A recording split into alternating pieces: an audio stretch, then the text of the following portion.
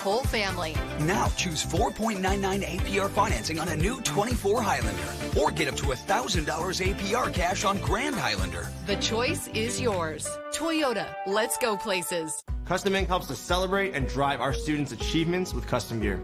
They love Custom Ink's different styles and designs. We love how Custom Ink makes the process simple with their easy-to-use design lab, expert artists ready to help, and unbeatable customer service. Custom Ink allows our kids to show everyone their accomplishments and the pride they have in our school. When we place an order, I know they got our back, so we can focus on the kids. Custom Ink has hundreds of products to help you feel connected. Upload your logo or start your design today at customink.com. Kiro 7 News starting at 4 when you need to know. We've got you. Live breaking news, investigations, and in-depth coverage. So you could stay better plugged in and connected. We got you. Watch Kiro 7 News at 4, 5, and 6. Shopping pictures. Whoa. The unexpected can happen to any of us. That's why SelectQuote makes it easy to get the life insurance coverage you need to protect your family for less than $1 a day. SelectQuote found me a $500,000 policy for only $16 a month. We could help you save more than 50% on life insurance. Call us. SelectQuote. We shop, you save. Attention taxpayers, if you or your business owe more than $10,000 to the IRS or have years of unfiled tax returns, you can be hit with wage garnishments, liens, levies. Anthem Tax Services are experts in tax relief and have represented over $650 million in tax liabilities. If we don't save you money or rework your payments, you get your money back guaranteed. Call 800-528-2317. If you're on supplemental oxygen, heavy and awkward tanks are a burden. Now you can leave home and leave the tanks behind. Yes, it's streaming on Paramount Plus.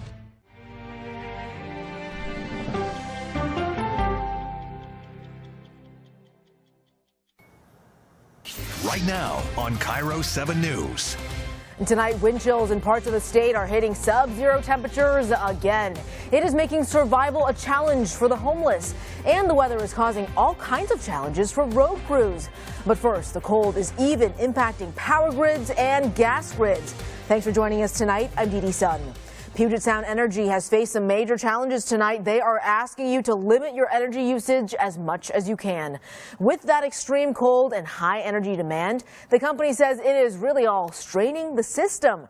They are now asking customers to lower thermostats, use hot water, rather limit hot water usage, like try to not run your dishwasher or use big appliances like a dryer or a washer.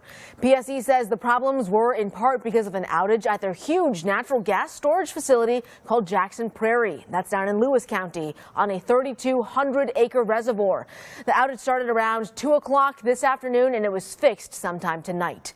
Still, much strain on the grid can cause more outages. Right now, PSE has a few thousand outages across the region. The problem spots are spread out across the Sound, but more than 500 customers are in the dark near Greenwater, Skykomish, as well as east of Cle Elum Lake. Kiro 7's Frankie Catafias in the Pinpoint Weather Center. Frankie, we have been talking about this for days on end, and we still have at least one more day to get through. Yeah, Dee Dee, we're actively in a pinpoint alert day today for the cold temperatures, and we have one more in store for us tomorrow. Now, I have been watching the wind speeds, the air temperature, the wind chill, like a hawk. I mean, I'm not kidding you. Sitting at my desk, just keeping an eye on conditions. And I want to show you, this is a look at our wind speeds right now, sustained.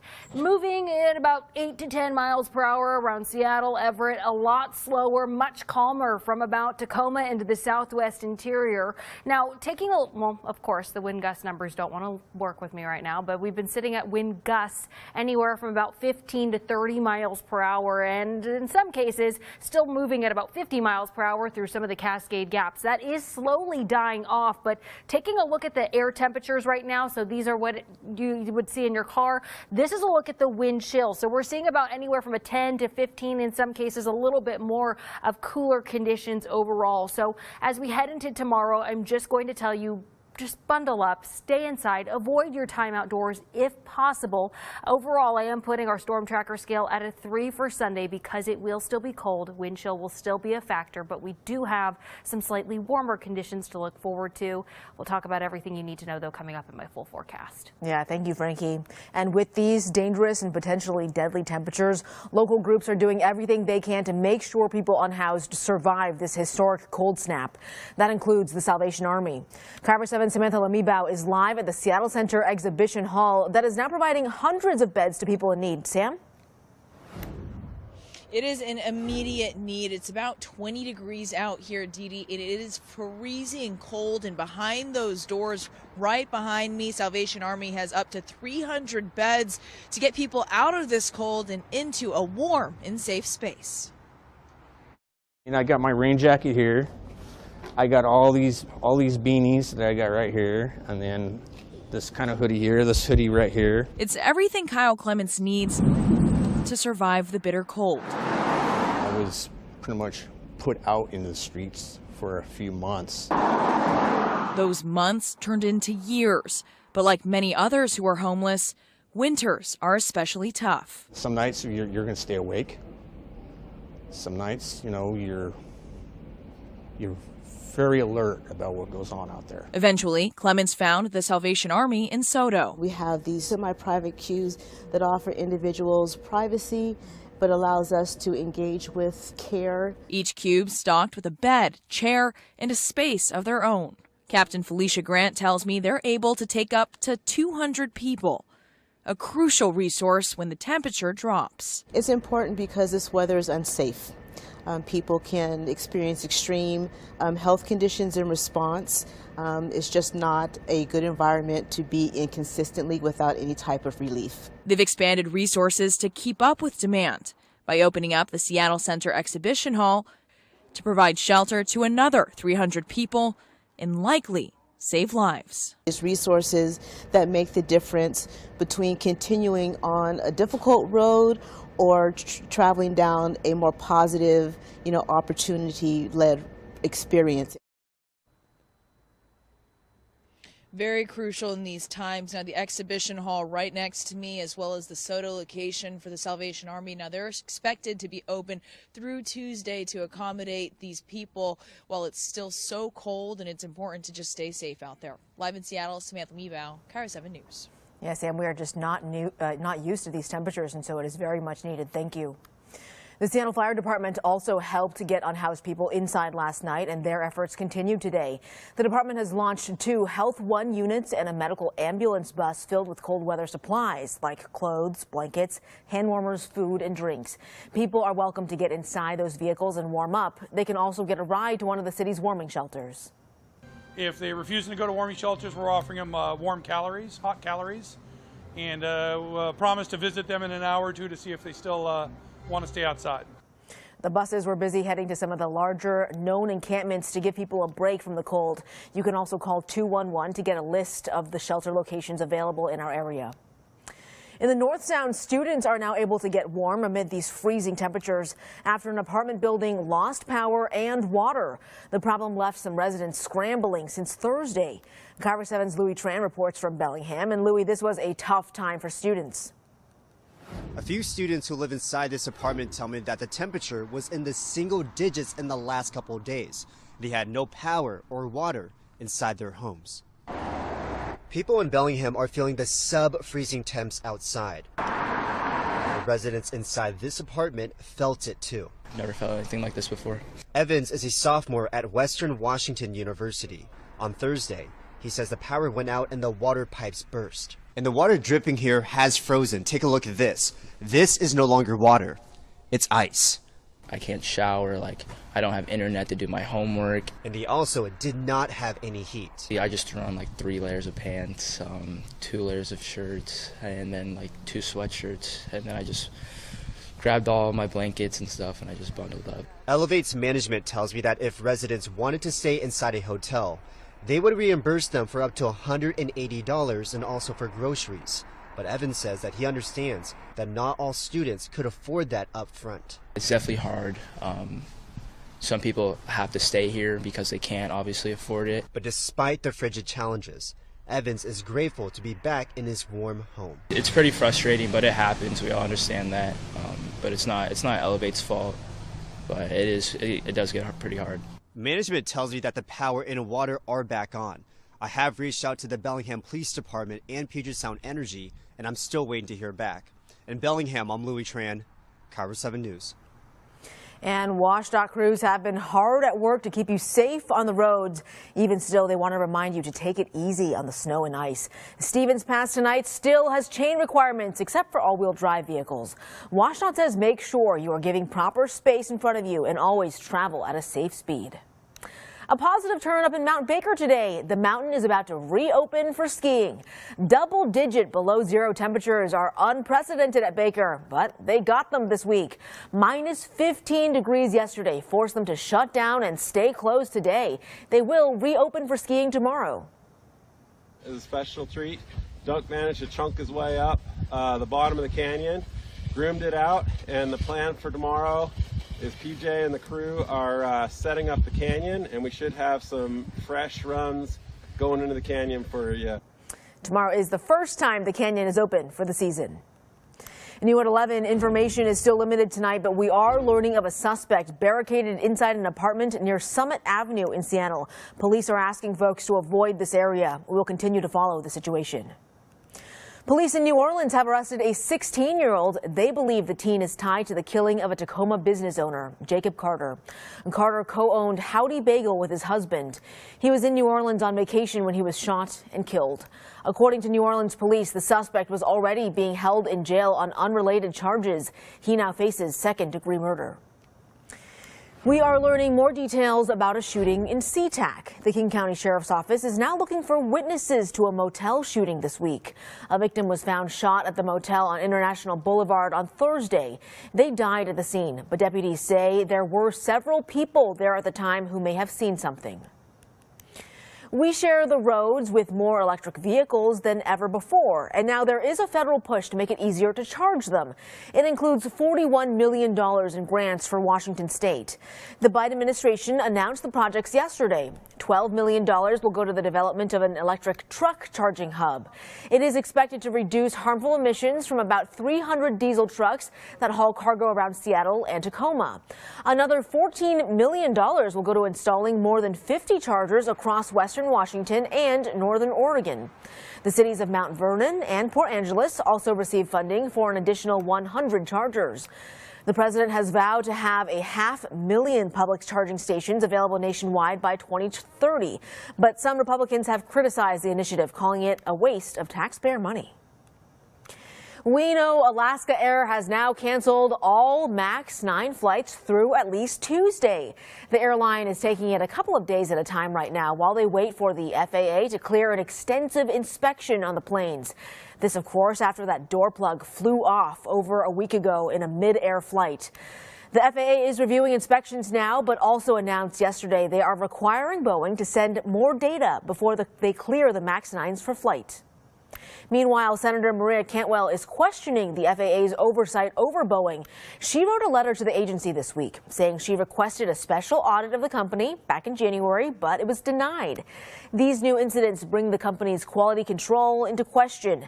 She is now requesting all quality system audits of Boeing from the last 2 years. The U.S. Supreme Court has agreed to hear the appeal for a case surrounding Starbucks and union busting. Back in August of 2022, Starbucks was ordered by a federal judge to rehire pro-union workers in Memphis, Tennessee, who had been fired earlier in the year. The company said the workers were let go for security violations, but now the National Labor Review Board says Starbucks wrongfully terminated them.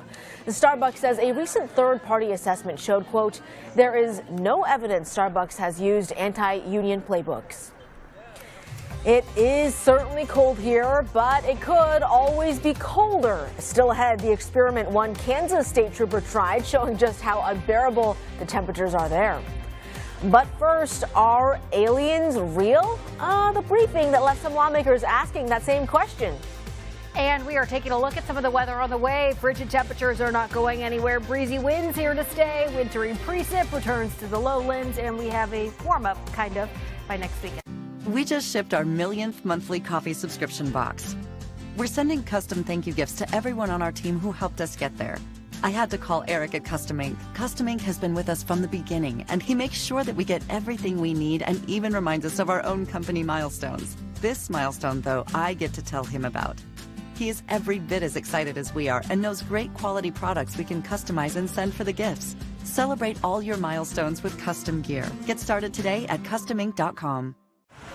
Shopping pictures. Whoa. The unexpected can happen to any of us. That's why SelectQuote makes it easy to get the life insurance coverage you need to protect your family for less than $1 a day. SelectQuote found me a $500,000 policy for only $16 a month. We could help you save more than 50% on life insurance. Call us. SelectQuote. We shop, you save.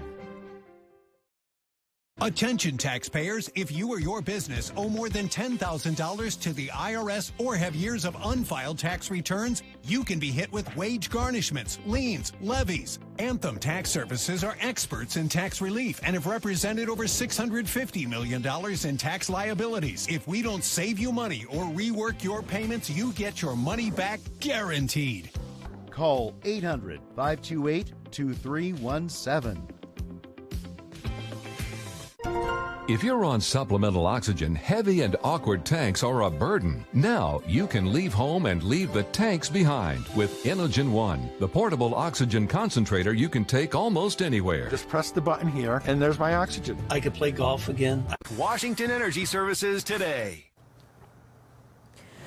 Congressional leaders have reached an agreement to keep the government funded into March. The resolution will keep the government running through March 8th. Now, this new agreement would replace an agreement that only kept the government open through February 2nd.